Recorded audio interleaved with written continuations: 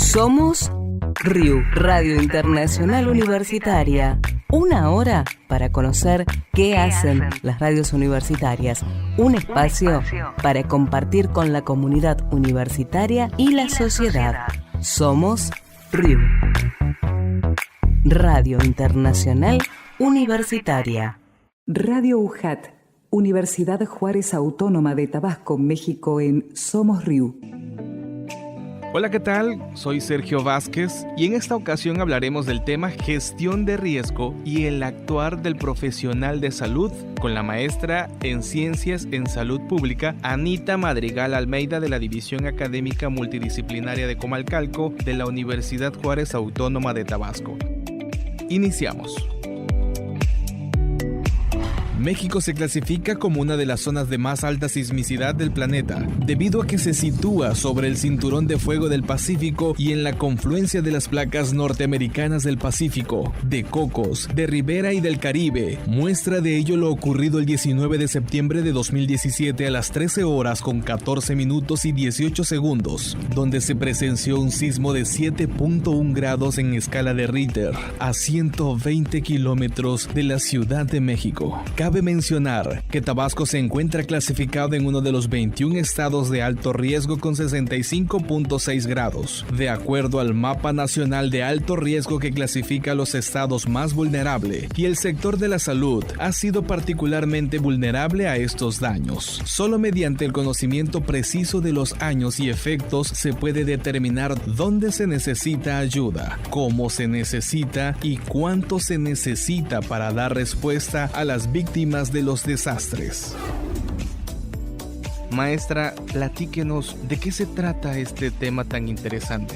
Gracias por la invitación de compartir con ustedes este tema muy interesante como es la gestión de riesgo y el actuar del profesional de salud. Cabe mencionar que en un promedio de 40 sismos diarios que se presenta en México, se clasifica México como una de las zonas de más alta sismicidad del planeta, debido a que se sitúa sobre el cinturón del fuego del Pacífico y en la confluencia de las placas norteamericanas del Pacífico, de Cocos, de Ribera y del Caribe. Muestra de ello lo ocurrido el 19 de septiembre de 2017 a las 13 horas con 14 minutos y 18 segundos, donde se presentó un sismo de 7.1 grado en escala de Richter a 120 kilómetros de la Ciudad de México, y se clasifica como uno de los estados más vulnerables del sector salud. El sector salud se ve muy afectado, particularmente por los daños que ocasionan los efectos de los sismos, y para eso entonces tendríamos que hablar de la gestión de riesgo en las unidades de salud, para lo cual iniciaremos hablando acerca de qué cosa es la gestión de riesgo. La gestión de riesgo en salud es una estrategia de la política de atención integral de la salud que se fundamenta en la articulación e interacción de los agentes del sistema de salud, entre otros sectores que contribuyen a ello. Esto permite identificar, permite evaluar, permite medir, permite intervenir acerca de el quehacer que el personal, el profesional de salud podría, en lo que podría verse inmerso al atender a la población, y de tal modo minimizar los riesgos y tratar de controlar los futuros eventos. Dentro de ello tenemos los desastres naturales. Vamos a hacer mención a los desastres geológicos dentro de los naturales y los hidrometeorológicos, tomando en cuenta que dentro de ello tenemos los desastres antrópicos. Un fenómeno muy importante que hay que tomar en cuenta es el fenómeno químico-tecnológico, porque en las unidades de salud estamos trabajando sobre todo en las terapias neonatales, en los quirófanos, se trabaja con oxígeno y óxido nitroso para dar la atención al paciente. Dentro de ello podemos tomar en cuenta que son químicos sanitarios que se utilizan para promocionar la atención, pero puede ser que haya un desastre al darse la atención al paciente, y esto nos conlleva a un problema de salud. Los desastres como tal son problemas de salud por los daños que ocasiona al sistema, afectando a los sectores de la sociedad y a las naciones en conjunto. Por esta razón se debe de tener presente la importancia de contar con un protocolo de evacuación aplicado en el momento del desastre para la seguridad de los trabajadores, de los pacientes y de los visitantes. Cabe mencionar que las unidades de salud han sido afectadas cuando ocurre algún fenómeno perturbador, tomando en cuenta que el 50% de los 15.000 hospitales en Latinoamérica y el Caribe se encuentran ubicados en zonas de alto riesgo. De igual modo, en los últimos 20 años, más de 100 hospitales y al menos 1.000 centros de salud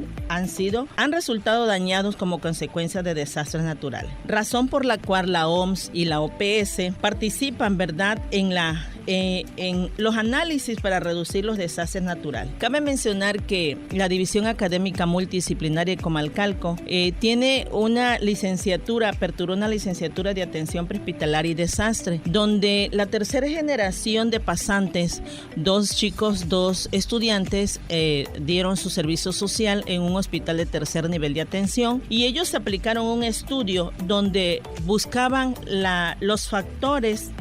identificar los factores que intervienen en la aplicación del triage en la atención de los pacientes en los cuidados intensivos neonatales. Ellos encontraron que hace mucha falta que las unidades de salud tengan a la mano un protocolo de atención donde se pueda clasificar al paciente de acuerdo al triage. ¿Qué es el triage? El triage es una palabra francesa que significa clasificar, seleccionar, elegir cuál es la atención que se le debe otorgar al paciente, y sobre todo que en las situaciones sísmicas, ¿qué haríamos con ese tipo de pacientes? Sobre todo los pacientes de la terapia intensiva pacientes que se encuentran en calidad de gravedad. El estudio que se aplicó en ese servicio, encontramos resultados muy importantes. Se encontró que hay desconocimiento del personal disciplinar que labora en esa unidad hospitalaria acerca de los desastres naturales. ¿Qué hacer con ello? ¿Qué hacer cuando está presente ese desastre natural? Otra situación es que no se cuenta con un protocolo de evacuación para un manejo específico en los posibles eventos antropogénicos. Aparte de eso, el personal de salud desconocemos acerca del triage de evacuación, siendo que el triage es un método muy factible para evacuar un área hospitalaria con el propósito de establecer un orden en los planes de evacuación. Por lo tanto, la invitación es que todas las unidades de salud pudiésemos contar con los protocolos de atención, sobre todo que el conocimiento del personal de salud para la atención a esos pacientes cuando sea necesaria la evacuación total de un área de cuidados intensivos, conociendo la magnitud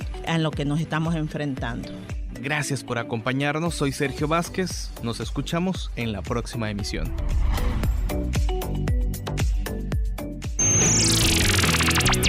Esto es la RIU, Radio Internacional Universitaria.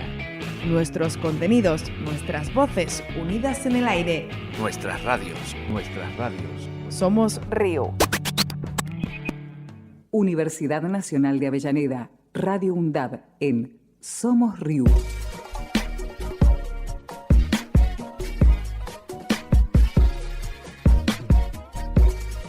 Continuamos en Somos RIU. Mi nombre es Lucía Casajús y hoy desde la Universidad de Avellaneda compartimos Del molde al género, un especial realizado por Radio UNDAB. Escuchamos una entrevista a la investigadora del CONICET, la doctora Dora Barrancos, quien trabaja desde los años 80 la cuestión de género. Del molde al género. Dejamos de hablar de cocina, costura y quehaceres para ponernos al frente de la disputa por los espacios y las decisiones propias. Del molde al género. Reencontrar. Reconocernos en la historia. Compartir. Reencontrarnos. Reconocernos en la historia. Del molde al género. Del molde al género.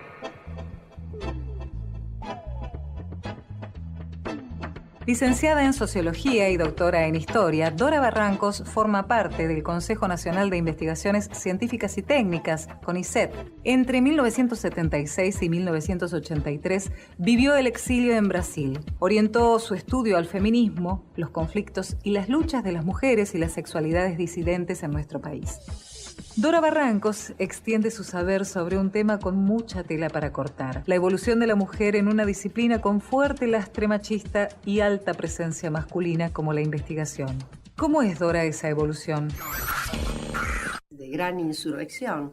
Yo puedo decir que la verdad es que al inicio todos nuestros estudios, los concernientes a la condición femenina, en general lo que luego se llamó estudios de género y ha tenido un cauce extraordinario en la Argentina. Vemos que 20 años atrás éramos un puñado de gente que hacíamos historia incorporando estas percepciones y hoy día hay una enorme cantidad de proyectos de investigación, tanto de becarios, investigadores e investigadoras en el CONICET, que se aproximan a los 170. Entonces, observando el pasado inmediato de nuestra vertiente de conocimiento, hoy día yo creo que las cuestiones se han facilitado enormemente porque hay, yo creo que un tránsito internacional primero de derechos. Y siempre decimos que estas cuestiones son reveladoras de la Agencia por Derechos,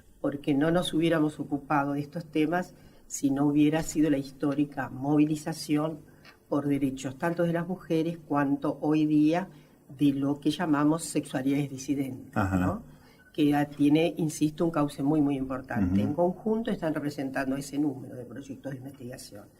Y yo creo que para quien habla, es un recorrido que no me sorprende a mí misma. En algún momento me tenía que encontrar conmigo. Y fue por ocasión de mi exilio. Yo me torné feminista, en primer lugar, en Brasil. Estaba exiliada y lo he contado muchas veces, inclusive hace poco lo tuve que decir de manera completamente pública, tal vez hasta, no sé, menos pública que esta, pero contando cómo fue revelador para mí llegar a Belo Horizonte, en Brasil, y descubrir, tenía amigas feministas, pero descubrí una circunstancia que fue completamente inaugural para mí en el sentido de descubrirme lo que no veía. Había ocurrido un homicidio feroz, una mujer de alta sociedad mineira, que se llamaba Angela Diniz, fue ultimada a tiros por su pareja en una célebre playa, Bucios. Y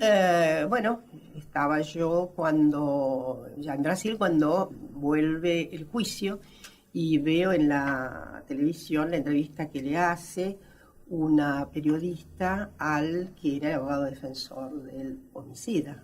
Bueno, y este individuo con absoluta soltura de cuerpo y obviamente con todo el respaldo del código en aquel momento, dijo que era muy sencillo encausar en la defensa del homicida porque se trataba de legítima defensa del honor. Entonces para mí fue un antes y un después, es decir, me sacudió fuertemente que en todas las asignaturas rebeldes que yo tenía, me faltaba nada menos que aquella que tenía un compromiso con mi subjetividad. Eso no quiere decir que yo no fuera siempre nunca dejé de ser una rebelde en todos los sentidos. Pero bueno, había intuiciones, pero allí un fermento grande y después creo que mi iniciación en el cauce de lo que era ya una historia de las mujeres fue a propósito de mi investigación sobre anarquismo en Argentina, ¿no? Hagamos un punto aquí antes de llegar a un desarrollo mayor del tema de la investigación. ¿El exilio por qué? ¿Por razones políticas? ¿Por razones de fuga de cerebro? No. Del molde al género. No existe un organismo dedicado exclusivamente a la recolección, divulgación y comparación de cifras sobre violencia de género en Argentina. Y ese sigue siendo uno de los principales reclamos del movimiento de mujeres en el país. Del molde al género. Las principales afectadas por violencia doméstica son mujeres adultas en el 60% de los casos y 16% son niñas. En el 79% de los casos, el agresor fue un hombre. Del molde al género. Plantea una mirada hacia las luchas de las mujeres y los géneros disidentes en nuestro país. Salirnos de la huella. Buscarnos. Compartirnos. Reencontrarnos. Reconocernos en la historia. Del molde al género. Del molde al género. Del molde al género. Voy a crear un canto para poder existir. Para mover la tierra a los hombres y sobrevivir. Para curar mi corazón y a la mente dejarla fluir. Para el espíritu sanar y dejarlo llegar al fin. Yo no nací sin causa. Yo no nací sin fe. Mi corazón pega fuerte para gritar a los que no sienten y así perseguir a la felicidad. Somos RIU. Somos redes. Radio Internacional Universitaria.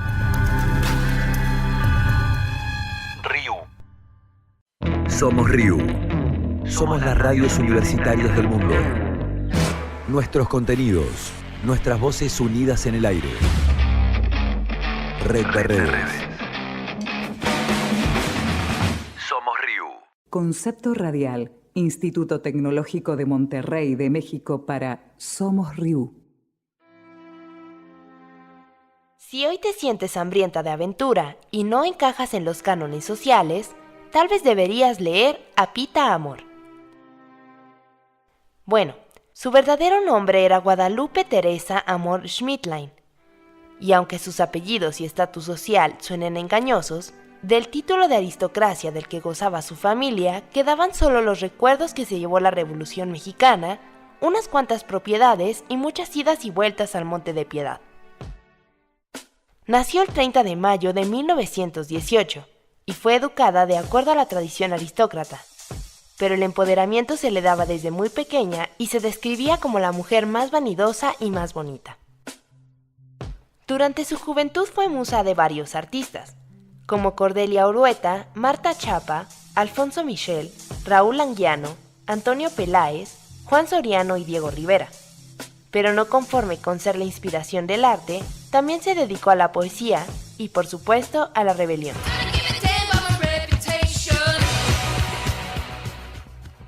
A los 18 años se fue de su casa, se hizo de un departamento propio y lanzó una tras otra reuniones populares entre la élite artística del momento. Octavio Paz, Carlos Fuentes, Elena Garro, Juan José Arreola, Pina Pellicer y José Revueltas estuvieron entre sus invitados frecuentes. Pita siempre fue una mujer controversial. Supuestamente no usaba ropa interior y se hacía llamar la Reina de la Noche, por su costumbre de recorrer casi desnuda el Paseo de la Reforma. A lo largo de su vida tuvo varios escándalos porque a la gente le parecía muy divertido juzgar sus amoríos. Y no conformes con criticar su vida personal, Pita también fue cuestionada sobre su arte, porque la gente no creía que una mujer tan bonita, vanidosa y fiestera fuese capaz de escribir poemas de tan alto nivel, porque sexismo. Pero Pita no se dejó y dedicó un soneto a quienes la difamaban, en el que incluyó la frase: "Las malas lenguas decían que no era posible que yo escribiese mis versos". En el resto de sus poemas, Pita se dirige a la vida y recita en primera persona. Y a pesar de las críticas, escribe y escribe hasta dejar un legado de más de 30 libros, con títulos sobresalientes como Yo soy mi casa, de 1946, Polvo, de 1949, y Soy dueña del universo, de 1984. Así que, si hoy te falta un poco de empoderamiento femenino y no sabes dónde encontrarlo, tal vez deberías leer a Pita Amor.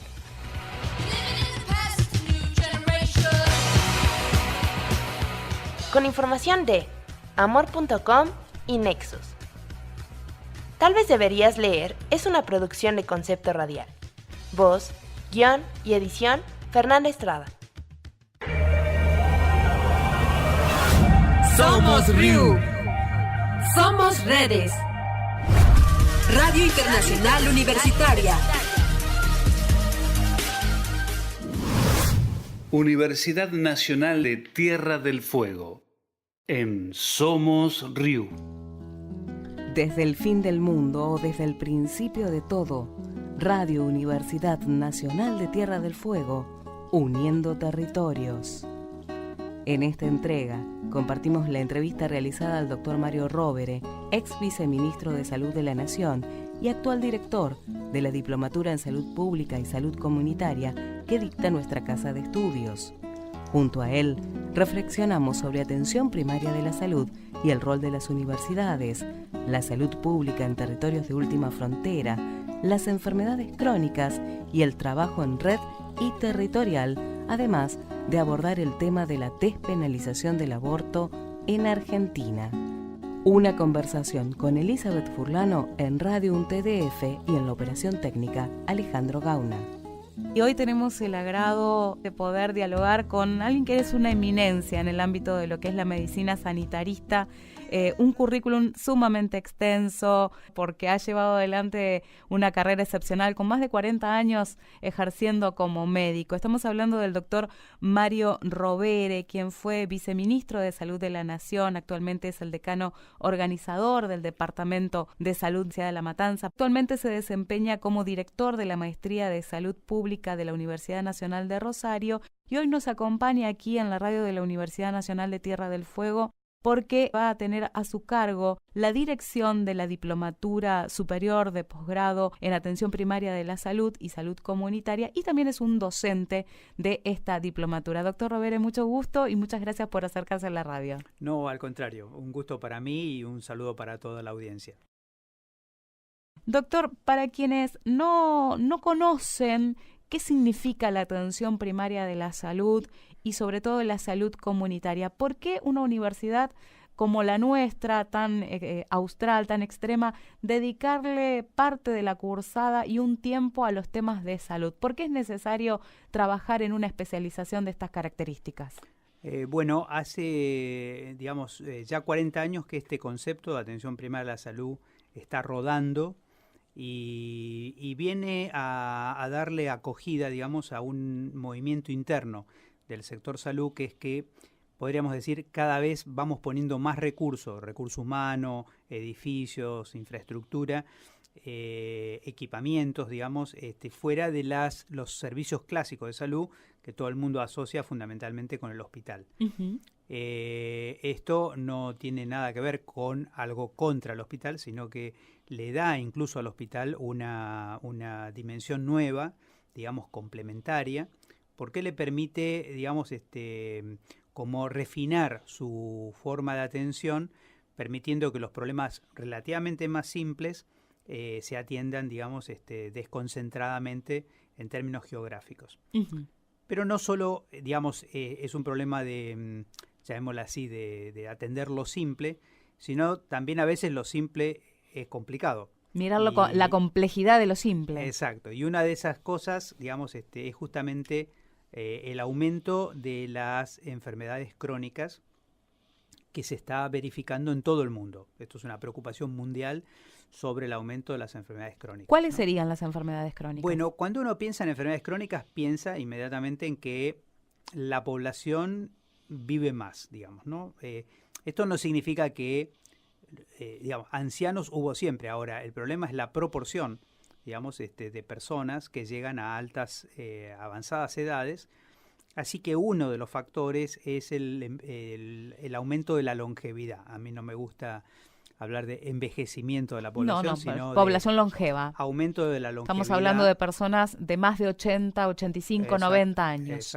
Exactamente, y diría más también. Ahora, cuesta imaginar que las enfermedades crónicas están incrementándose en todas las etapas de la vida. Y al principio uno diría, bueno, pero algo está mal. Bueno, en parte es un éxito porque las enfermedades crónicas surgen también de hacer crónicos problemas que antes eran letales, es decir, que se ha achicado la mortalidad entonces. Exactamente, si uno se imagina, por ejemplo, no sé, cuando empezó alrededor de los 80, cuando surgió el HIV, era una enfermedad letal, mortal. Exacto. Hoy en día es una enfermedad crónica, gracias a los tratamientos, al avance de la medicina y de la ciencia en general. Exactamente. Y ahora ya nadie se acuerda de eso, pero alguna vez la diabetes también lo fue. Es decir, hizo falta el desarrollo, de la insulina y de otros medicamentos. Gracias a un Bernardo Hussey que tenemos en nuestra historia que ha podido llevar adelante sus desarrollos. Y bueno, lo real es que la medicina, somos corresponsables del aumento de las enfermedades crónicas, en parte como ciertos resultados favorables, porque hemos cronificado algunos problemas que antes eran, sin solución. Y para poner un ejemplo exactamente en el otro extremo de la vida, podríamos hablar del bajísimo peso al nacer.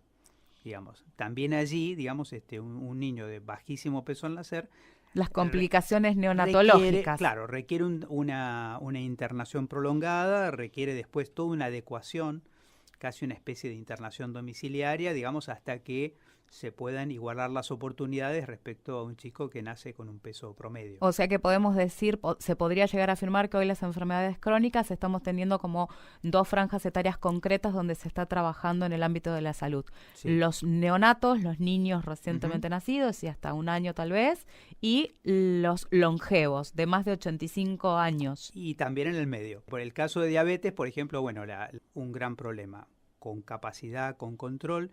Es posible, que no sea un problema, pero aumenta la chance de que el hijo también genéticamente tenga esas posibilidades de transmisión. Es decir, en todas las etapas de la vida aumentan las enfermedades crónicas y, insisto, es un momento de la historia de la salud y de la enfermedad. Incluso en muchos casos los pacientes crónicos construyen una ciudadanía especial, porque a partir de por ejemplo, pueden tener leyes específicas que los protegen. Claro. ¿No? Es decir, en el caso de los celíacos, por ejemplo, es de alguna manera, es como tener... Y es alfabetizar también a la comunidad en general a la hora de producir alimentos, de producir ropas, cuidados de la piel. Exactamente. Puede pasar lo mismo con trasplantes, por ejemplo. También es un mecanismo por el cual yo he tenido particularmente como viceministro un privilegio, que fue inaugurar las Olimpiadas Mundiales de Trasplantados, ¿no? Y fue impresionante porque uno ve de repente atletas caminando delante de uno, cientos de atletas y demás, y uno mira y dice, estas personas no existirían, si no fuera simplemente si no hubiera sido si no hubiera sido por los trasplantes. Somos RIU. Somos redes. Somos Radio Internacional Universitaria.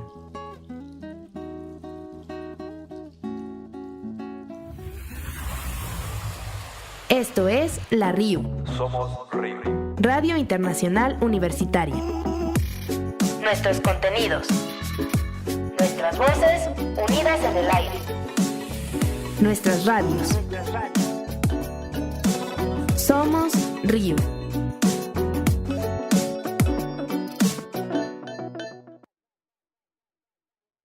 Somos RIU. Somos redes.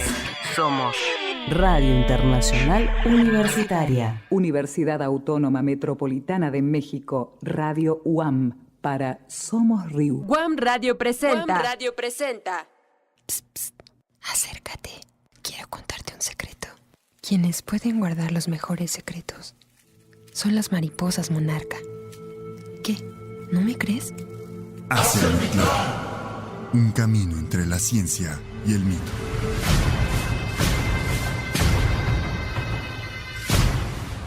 Acompáñanos en un viaje por los páramos de la muerte, en donde se fusionan la ciencia y la mitología.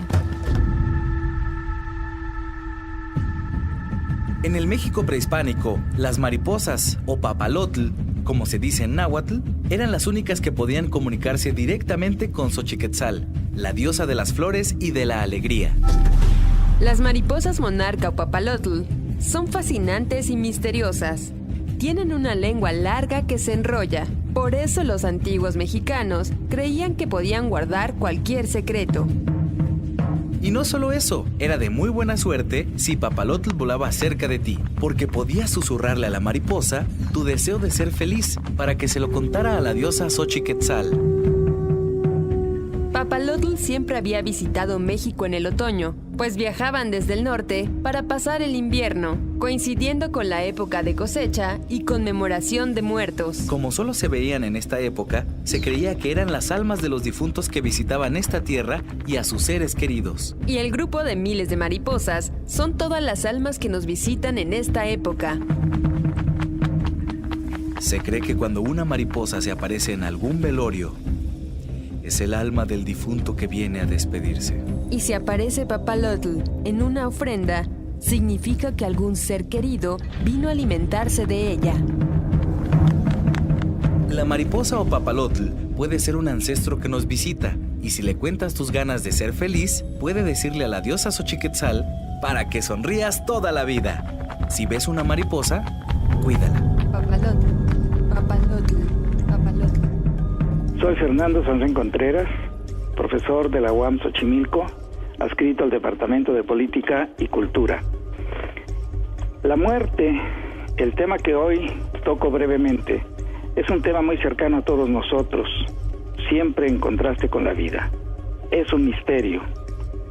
La filosofía, que es mi rama en la cual me desempeño, reflexiona sobre la vida, sobre nosotros mismos, sobre la naturaleza y desde luego sobre la muerte, porque es un hecho que está presente la muerte ahí donde hay vida. Si volvemos nuestra mirada a la historia de toda la humanidad, desde sus orígenes hasta nuestros días, vemos que el ser humano siempre ha tratado de explicarse ese misterio y ha reaccionado ante la muerte, pensando en la eternidad del alma y en el modo de su existencia más allá de la muerte. Todas las culturas han honrado la memoria de sus antepasados con ritos para mantener su presencia, pero también han asumido una actitud frente a la propia muerte. En este sentido quiero recordar a Sócrates, el gran filósofo de la Grecia clásica del siglo V antes de nuestra era. Su muerte fue un gran acontecimiento porque no renunció a su decisión de perseguir siempre el bien. Él mismo bebió el veneno que le causó la muerte.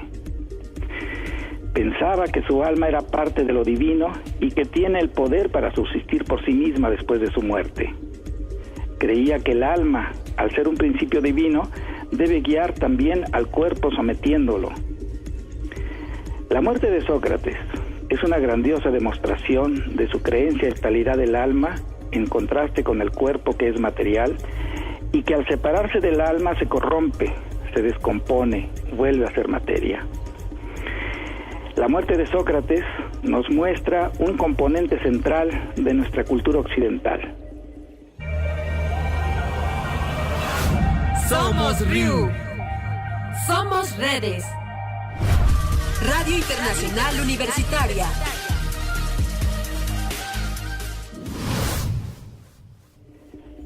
Nuestra cultura occidental asume que el hombre es un compuesto de cuerpo y alma, que la muerte consiste en su separación, que el cuerpo se corrompe y que el alma va a unirse con la inteligencia universal, o con Dios, o el Creador, como quieran llamar. En resumen, desde esta parte, la filosofía griega, como nuestro sentido común, nos dice que la muerte es lo contrario a la vida, es la no existencia, y que donde hay vida, hay muerte. Pero hoy, la biología, por otra parte, nos muestra que algunos organismos unicelulares como las bacterias no mueren, sino que se dividen generando una nueva célula viva. Hoy tenemos otra gran actitud frente a la muerte que también se dio en la Grecia clásica y que se opone a la certeza de que el hombre está compuesto por dos principios, como lo he dicho, el cuerpo y el alma. Los antiguos atomistas, especialmente Demócrito y Epicuro, vieron a la muerte como una simple disgregación del organismo vivo. Y hoy, a más de 2500 años de distancia, esa posición cobra vida entre los científicos que estudian el cerebro humano. Las funciones que se atribuían al alma, como el conocimiento o la conciencia, hoy son explicadas como funciones del cerebro humano y como resultado de la evolución. Se dice, ya desde el siglo XVIII con Rousseau, que el cerebro es materia pensante. Desde esa perspectiva, la muerte asume una nueva forma de comprenderse. Se le ve ahora como un simple hecho biológico. Y hoy la medicina ha logrado también que se prolongue la vida del ser humano. Se ha incrementado la esperanza de vida de la población mundial. Se controlan factores que causan la muerte, como el paro cardíaco, el paro respiratorio, la hemorragia cerebral, etcétera, etcétera. Hoy se piensa que el control que tiene la medicina sobre las causas de la muerte hará que la muerte, sea resultado de una decisión personal, consciente y libre. Así, la eutanasia se yergue progresivamente como una forma de asumir y decidir el momento de la propia muerte. Hoy estamos imaginando y construyendo nuevos símbolos ante la muerte.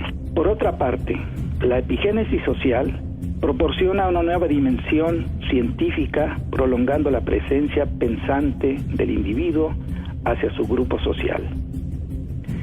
Esta forma de ver la muerte como una decisión personal no implica necesariamente la creencia en la inmortalidad del alma, pero tampoco invalida los ritos para hacer presentes a los muertos entre los vivos. La muerte sigue siendo un misterio. Hasta aquí estos breves comentarios acerca de la muerte desde la filosofía. Gracias por su atención. Gracias a One Radio. Esto fue Hacia el Mito, un camino entre la ciencia y el mito.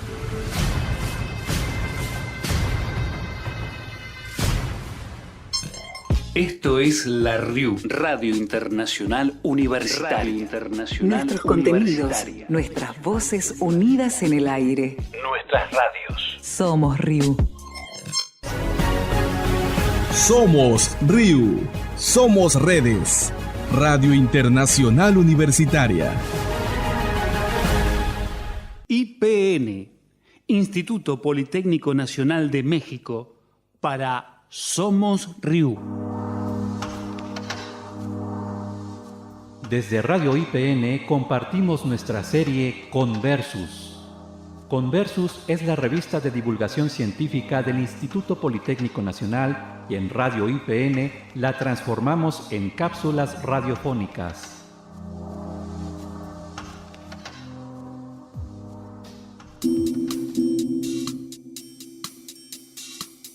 ¿Alguna vez te has preguntado de dónde venimos o hacia dónde vamos? ¿Cuál es el origen de la humanidad? Gracias a la ciencia es que podemos intentar dar respuesta a estas preguntas. José Luis Carrillo Aguada presenta en el número 88 de la revista Conversus ¿Por qué y para qué la ciencia? Conversus Radio, donde la ciencia se convierte en cultura.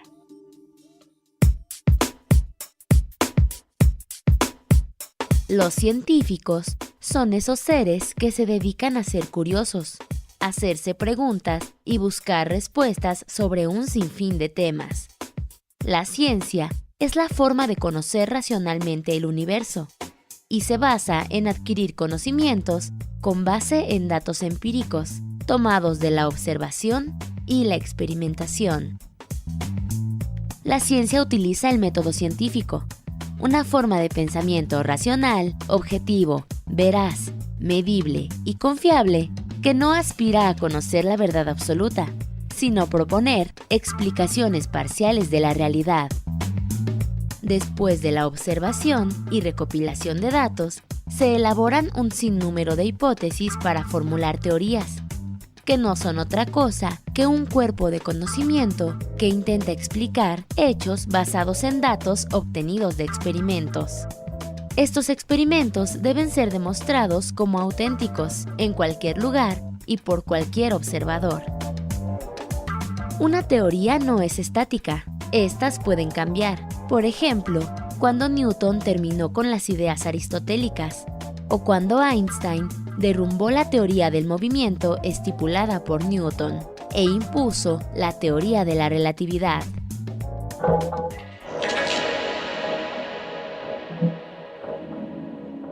Pero no todo es ciencia. También existen las pseudociencias, que son aquellas que en lugar de utilizar el conocimiento científico, son subjetivas y parten de otras formas de conocimiento donde nuestros sentidos juegan un rol importante.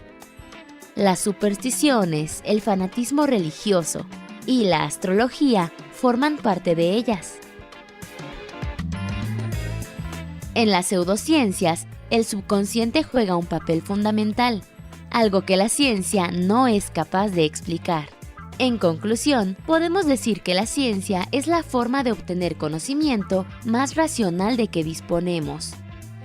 Las pseudociencias, en cambio, están basadas en convicciones, creencias y evaluaciones subjetivas.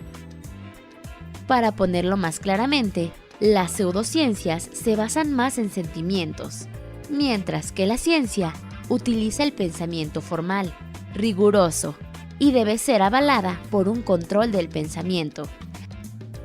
Conversus Radio, donde la ciencia se convierte en cultura.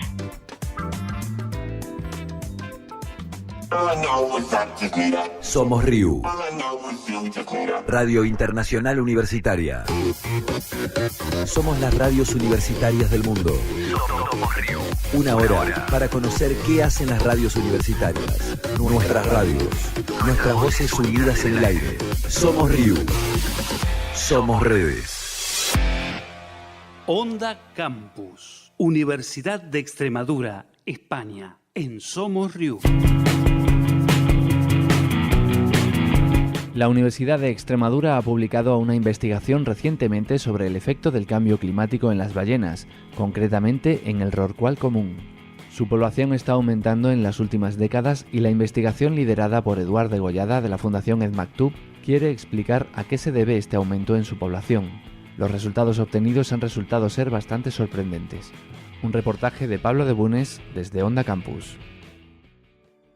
Un equipo en el que participa la Universidad de Extremadura ha publicado una investigación recientemente sobre el efecto del cambio climático en la ballena rorcual de las costas catalanas. Es la primera vez que la Universidad de Extremadura colabora en un proyecto de biología marina de esta envergadura. En la investigación colabora también la asociación Ed Maktub, dedicada al estudio de los cetáceos, y la Fundación Biodiversidad, dentro del proyecto rorcual. Hemos hablado con Daniel Patón Domínguez, profesor titular de la Facultad de Ciencias en el área de Ecología, para que nos explique cómo está afectando el cambio climático a la ballena rorcual, la segunda más grande del planeta después de la ballena azul, por qué está aumentando su población en las costas catalanas y cómo este majestuoso animal también nos puede ayudar a remediar los daños que nosotros causamos a los océanos. Daniel nos presenta a este grandioso animal y cómo su equipo está intentando explicar este aumento en su población. El rorcual es las ballenas propiamente dichas, las verdaderas ballenas, que son los misticetos, el grupo de los misticetos, que tienen barbas, no tienen dientes. Entonces traga la masa de copépodos y expulsa el agua a través de ese filtro que son las barbas, y ahí se comen los copépodos. Siempre ha habido ballenas, este tipo de ballena, en la costa catalana. Se veían de vez en cuando antiguamente, pero en los últimos años parece que está aumentando su número. Entonces, una de las razones que se teorizaba era que, claro, como lógicamente sus fuentes de alimentación son muy concretas, pues debía estar aumentando la presencia de estas fuentes de alimentación, ¿no?, en esa zona. Y entonces nos pusimos manos a la obra. Entonces el equipo de Maktub, y que hay un proyecto de la Fundación Biodiversidad, que es el proyecto rorcual, que coordina Eduard Degollada, y básicamente en ese proyecto lo que se está haciendo es contestar estas hipótesis, o sea, por qué está aumentando la población y de dónde viene, para conservarlas, porque claro, se trata de un animal que hay que conservar porque es una joya de la naturaleza, ¿no? Para averiguar a qué se debía este aumento de la población de ballenas, se ha desarrollado un sistema de información geográfica mediante el software R, con el que se pueden reflejar los datos de nivel de clorofila o cantidad de fitoplancton, la temperatura, la salinidad o el nivel de profundidad, sobre un mapa de la costa de Garraf, zona donde se ha realizado el estudio. Los investigadores necesitaban responder a por qué estaba aumentando la población de ballenas rorcuales en las costas catalanas. ¿Qué estaba causando que las ballenas se concentraran en la costa de Garraf? Entonces, para contestar a esta pregunta, hemos desarrollado un sistema de información geográfica en el que inicialmente, en una primera etapa, registramos temperatura, clorofila y batimetría, pero nosotros nos dimos cuenta que con esas tres variables no podíamos explicar la presencia de ballenas en la costa catalana, porque no había esos contrastes térmicos que se observan en otras zonas. Entre la temperatura del agua no explicaba, la batimetría se acerca mucho a costa, lo cual tampoco explicaba la presencia de krill, que es más de profundidad. Se llegan a acercar hasta batimetrías de 50 metros, no menos, porque claro, es un animal muy grande. Todo esto apuntaba a los copépodos como una fuente posible de alimentación. Entonces, nos dimos cuenta, por las observaciones de los avistamientos, cuando se colocan en un mapa, que coincidía con la salida de ciertos cañones submarinos. Entonces pensamos que eran corrientes ascendentes de agua fría que podrían explicar el krill. Las primeras hipótesis apuntaban a que el nivel de krill y copépodos, pequeños crustáceos que se alimentan de plancton, podían haber aumentado en esa zona y por tanto aumentar la población de ballenas rorcuales que se alimentan de él. Era pues necesario explicar a qué se debía este aumento de la cantidad de zooplancton, krill y copépodos marinos. Los investigadores suponían que el aumento de la concentración de sales minerales en la zona podía haber propiciado el aumento de estos pequeños crustáceos casi microscópicos, pero quedaba explicar por qué estos niveles de salinidad habían aumentado. Entonces, de repente un día, echando un café en un congreso de estos de la Sociedad de Cetáceos, pues, oye, no van a ser los ríos, porque la corriente en esa zona viene del norte. Viene una corriente costeando y el agua del Ebro y de otros ríos se arrastra hacia la dirección de la costa del Garraf. Empezamos a pensar, bueno, ¿y cómo registramos el agua dulce? Entonces nos fuimos a la Agencia Espacial Europea y sacamos los datos de salinidad y empezó a cantar la cosa. Entonces ahí nos dimos cuenta que al incluir la variable salinidad dentro del modelo de sistema de información geográfica se explicaba prácticamente el 100% de los avistamientos. Por lo tanto, las ballenas son atraídas por esta salinidad aportada por los ríos de la zona. El propio Daniel nos resume qué está ocurriendo y qué relación tienen estas ballenas con la contaminación de los mares o ríos y con el cambio climático. ¿Qué es lo que está pasando? Pues que esos elementos minerales que aporta el río, que no están en el mar, porque el mar es deficitario en metales, se van a profundidad, y entonces hemos observado que, claro, cuando tú aportas esos elementos al mar, mete un subidón la actividad fotosintética tremenda, inmediatamente que se produce ese boom estacional de fotosíntesis, empieza a aumentar el fitoplancton, el zooplancton, y enseguida llegan las ballenas, y se alimentan de ese excedente. Entonces las ballenas están actuando como auténticos sumideros de carbono de los mares. ¿De dónde vienen esos nutrientes? Creemos que en parte pueden venir, aparte de la propia actividad del río, de la agricultura intensiva de la zona. Paradójicamente, las ballenas podrían estar actuando, están haciendo un auténtico efecto de recirculación de nutrientes en los mares. O sea, están consiguiendo que estos nutrientes, que en principio se van a gran profundidad, entonces están subiendo estos nutrientes arriba. Cuando defecan en superficie, se produce un boom impresionante que se llega a ver desde el satélite de manchones de algas y están actuando como aumentando la productividad de los mares. Habiendo respondido ya a qué se debía este aumento en la población de rorcuales, el equipo de investigadores se ha dedicado a mejorar su modelo y lo que les permitirá poder predecir comportamientos en las ballenas y si las conclusiones obtenidas son extrapolables a otras zonas. Entonces lo que hicimos, y ahí está la parte mía del proyecto, fue pasar esos datos al sistema estadístico R y utilizar un modelo de redes neuronales que nos permite un ajuste mucho más fino, y entonces gracias a este modelo pues explicábamos ya casi el 90 y tantos por ciento, el 96-98% de la variación observada. Y como el modelo funcionaba tan bien, decidimos generalizarlo a un área geográfica mayor. La potencia de este modelo ha permitido a los investigadores conocer a qué se debe el comportamiento de las ballenas, poder conocer la ubicación de estos cetáceos y predecir sus movimientos en el futuro. También nos enseña cómo nuestra propia acción puede influenciar en la vida de los ecosistemas en los que convivimos con estos animales. Las ballenas rorcuales actúan como verdaderos detoxificantes de los mares, asimilando las sales que vertemos a los ríos y evitando que destruyamos rápidamente nuestros mares.